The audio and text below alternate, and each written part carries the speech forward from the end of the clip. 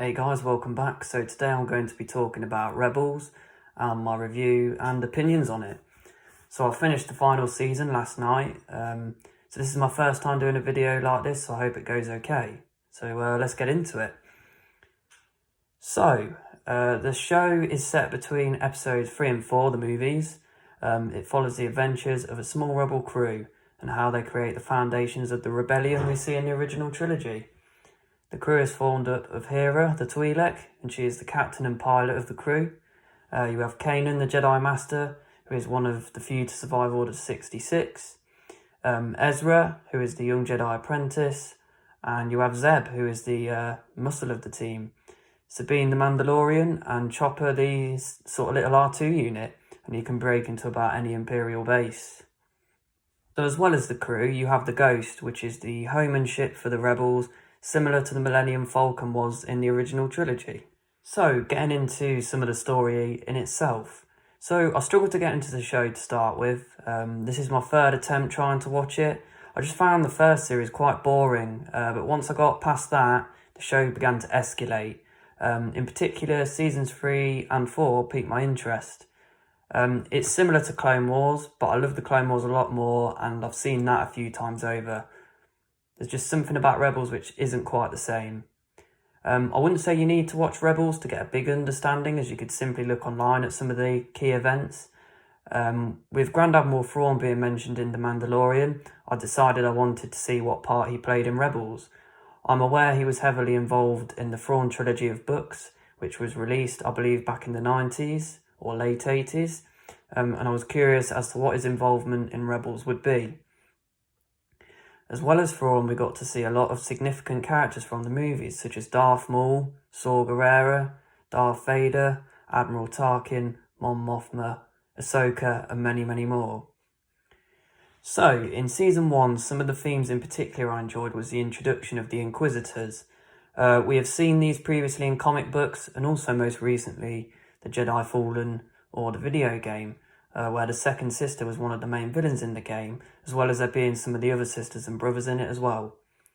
The role of the Inquisitors is to hunt down remaining Jedi and either kill them or turn them into Inquisitors to serve Vader and the Empire. In Rebels, we got to see 4 Inquisitors. So these 4 Inquisitors included the 5th brother, the 8th brother, the 7th sister, and the Grand Inquisitor. So the Grand Inquisitor was the leader of the bunch, and he was certainly the most menacing of them.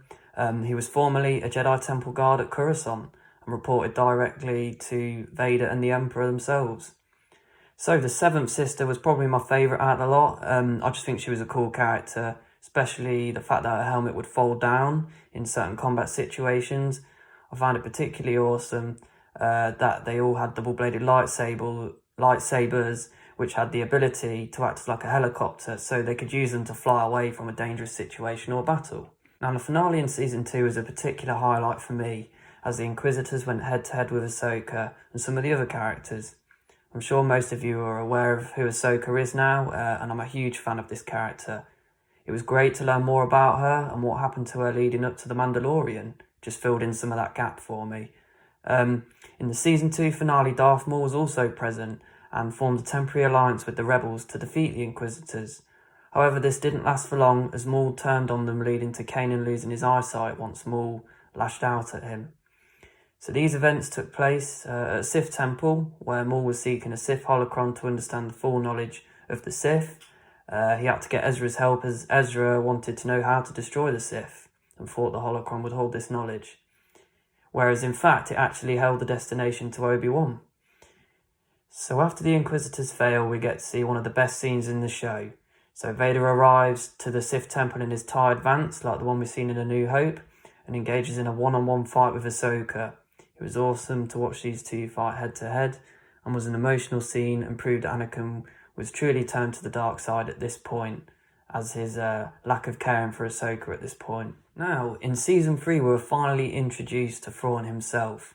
So this is an amazing character and certainly one of the best aspects of the show, and one of the reasons I got into it.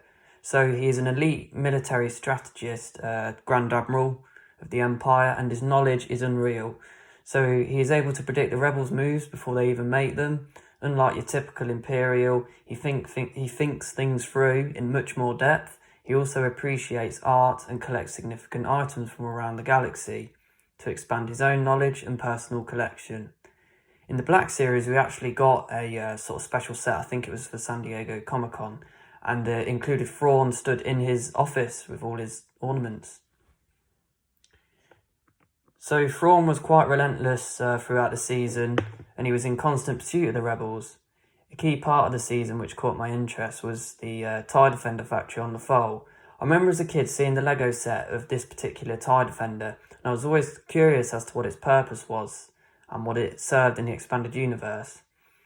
So Thrawn was involved with actually building these.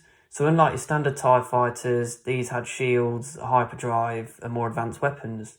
So the rebels' focus was to shut down the production of this project, as their rebel ships were no match for the TIE Defender. So towards the end of Season 3, we got to see the epic Obi-Wan versus Maul sequence. Maul has always been obsessed with defeating Obi-Wan, as we know, but Obi-Wan finally ends his obsession when he strikes Maul down. Another note to mention about the show is the development of the Mandalorian culture. So we get to see the return of Gar Saxon, who was in Clone Wars Season 7. The Mandalorians have an alliance with the Empire, and some in particular serve them as warriors. So some of you might recognise the Imperial Mandalorian armour, as this is similar to the Boba Fett prototype armour, which was in the concept drawings by Ralph McQuarrie. We also get to see the return of the Darksaber and Bo-Katan herself. At the end of the 4th season, the show becomes very intense, with Thrawn committing bombardments of attacks on innocent people to force Ezra and the rebels to surrender. So the Emperor sort of messes around with Ezra and tries to lure him into a vision of his parents. But Ezra's commitments are his friends and the rebel team themselves. It was awesome to see the Emperor once again, menacing as ever. So I'm curious as to how Thrawn will appear in The Mandalorian or the Ahsoka series, as he and Ezra vanish at the end of Season 4. Who knows what will happen next, let's see. So reflecting on the show, it became very enjoyable in the later seasons, like I said. I wouldn't say it's a must-watch, but if you love Star Wars and you want something to watch, definitely get into this.